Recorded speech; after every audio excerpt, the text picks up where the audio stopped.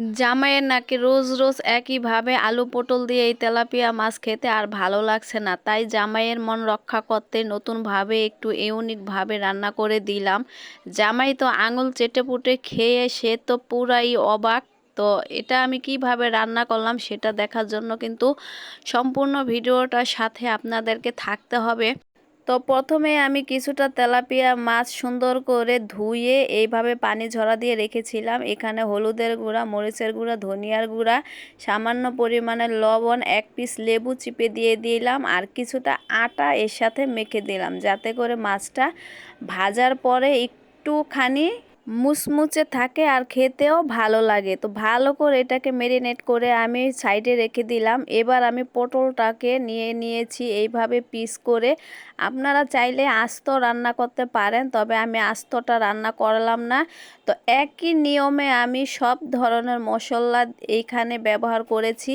হলুদের গুঁড়া, মরিচের গুঁড়া, ধনিয়ার গুঁড়া, স্বাদ মতো লবণ, আদা পেস্ট, এক পিস লেবু আর আটা, এগুলো দিয়ে একইভাবে মেরিনেট করে আমি এটাকেও কিন্তু রেখে দিব 30 মিনিটের জন্য। তো এইভাবে কিন্তু সুন্দর করে গায়ে মেখে দিতে হবে মশলাটা, যাতে করে ভালোভাবে ভিজে যায়।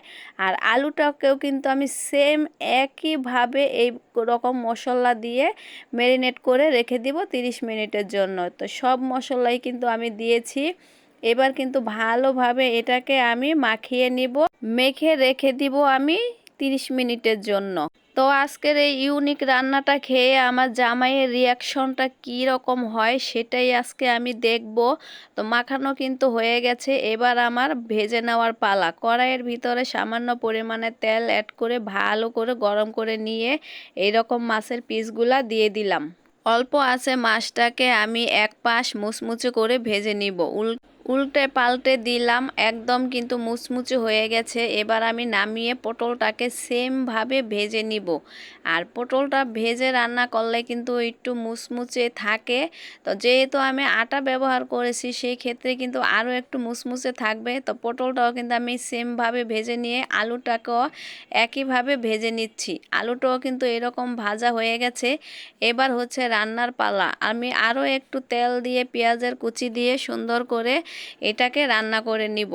তো পেঁয়াজটা ভাজা হয়ে গেলে সামান্য আদা পেস্ট দিয়ে মশলাটা দিয়ে দিলাম। হলুদের গুঁড়া, মরিচের গুঁড়া, ধনিয়ার গুঁড়া, স্বাদ মতো লবণ, সব কিছু দিয়ে এবার অল্প পানি দিয়ে মশলাটা ভালোভাবে কষিয়ে নিলাম। এরপর আগে আমি আলুটাকে দিয়ে একটু কষিয়ে নিব।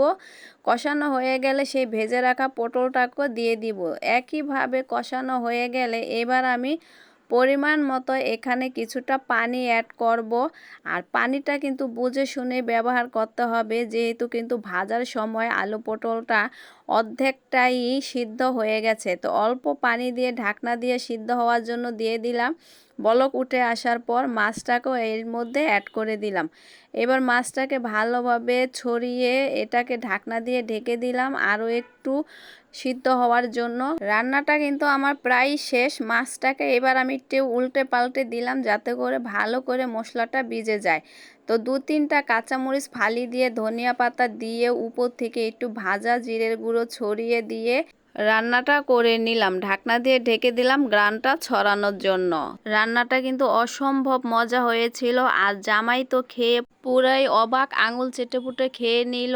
আর এইভাবে জামাইকে রান্না করে খেতে দিবেন, অবশ্যই কিন্তু রান্নাটা টেস্ট হয়েছিল। ভালো লাগলে লাইক কমেন্ট করবেন।